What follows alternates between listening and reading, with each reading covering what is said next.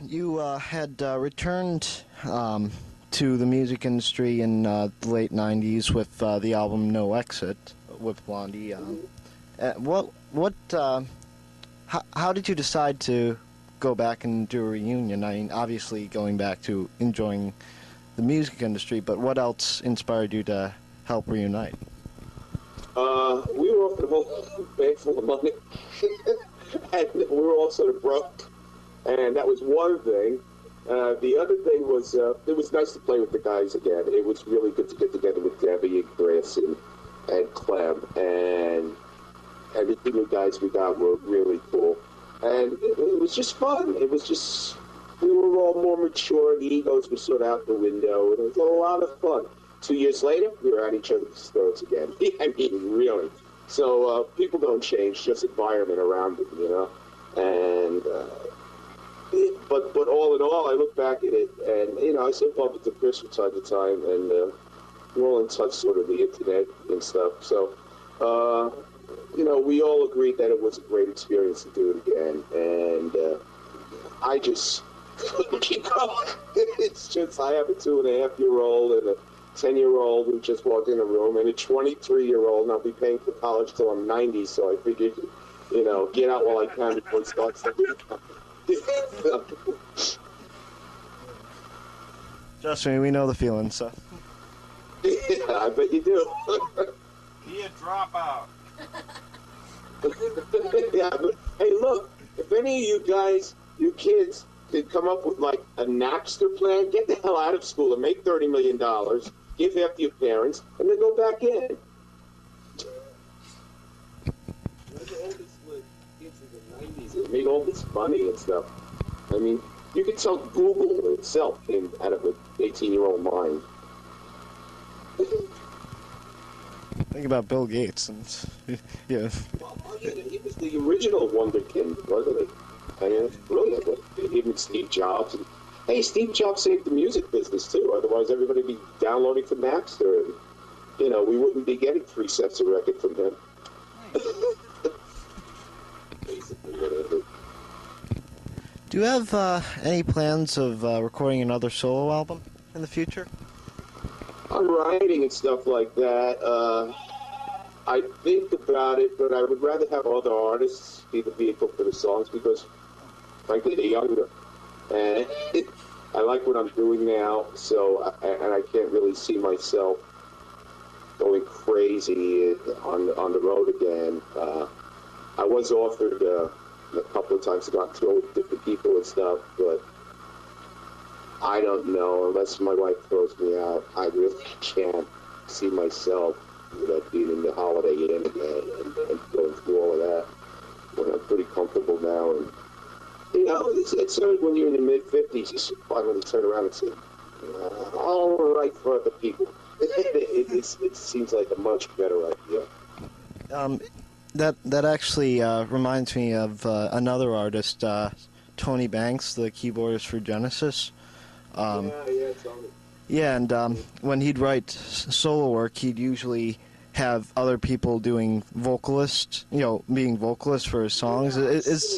But you know, if you sing your own song, then you have to go out and promote it yourself. Oh yeah, that's one of Because he's doing it because he can't sing a note. Great keyboard player, but he's got a voice like a frog.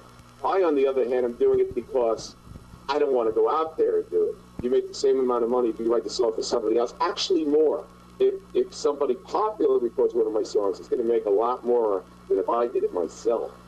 And listen, you know, I'm prefacing everything by saying you make that much money by doing this and that. That's what makes the world go around. So I'm going to be totally honest.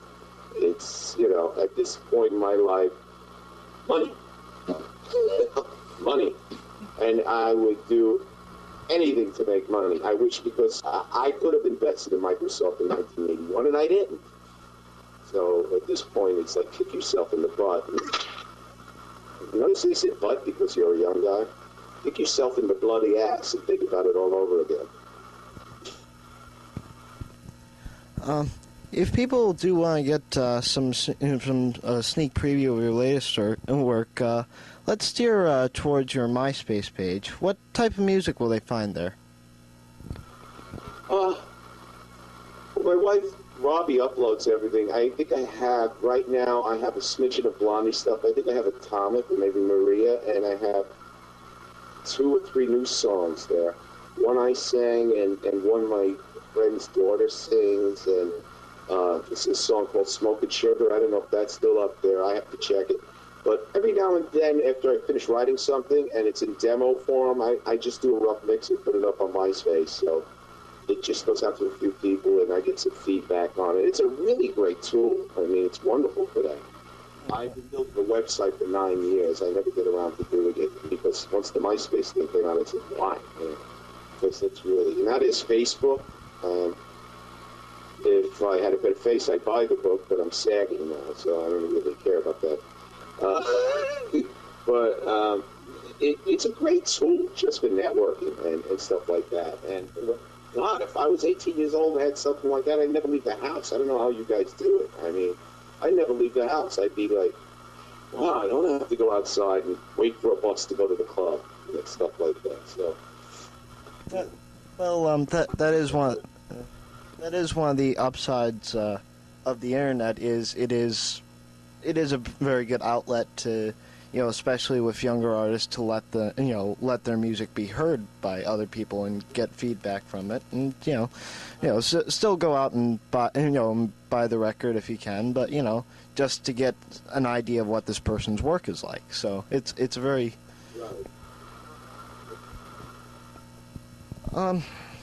What do you think the future will hold for the band, Blondie?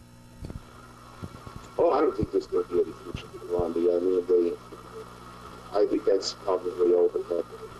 Well, we're going to wrap up the interview. Thank you very much. Wait, sorry. Hold on. There was another question. My bad. So, now I wanted to ask you real briefly about your work with Al Gore. Could you tell a little bit about that? Yeah, it's really interesting. He's got a website he sponsors called Current.com, and I think it's also a Current TV channel. And he's heavily involved in it because it has a lot of the issues that he cares about and that we should all care about. And I recently did a little 40-second blurb on where did the electric car go. A lot of artists have been doing things on, things that people want to know more about, like waterboarding in Iraq and here. And, the economy, the environment, things that we haven't been told down here in the land of the free and the home of the brave about, little obvious hidden but obvious secrets that, go around every day. I just did a piece on electric cars. General Motors was producing electric cars in the 90s, and all of a sudden they're gone. Then all of a sudden they come out with a Hummer, like 2 miles to the gallon, 3 miles on the highway. I mean, what's the deal with that? Obviously, Big Oil, got their way with the car company. Big Oil is that big because they're in our administration. And I did a little 40-second blurb about that. It's just people venting their ideas and the free exchange thing. And it's great. It's wonderful. And he's a great guy because he opens his doors to everybody. There's no censorship or anything like that. And God, I wish he would be running because sort of like a pack of clowns out there right now. So let's see what happens in November. Well, thank you very much for taking the time. It's very much appreciated, and it's a pleasure having you. I'm sorry it took so long, but anytime you want to follow up, I'll be here. Oh, excellent. Oh, cool. All right? All right, Take care, Colin. it was an absolute pleasure. So, Thank you. we'll see you. Very much appreciate it. Thank you. Bye-bye. I'll get Robbie to shut it off. Have a good one. Have a good one.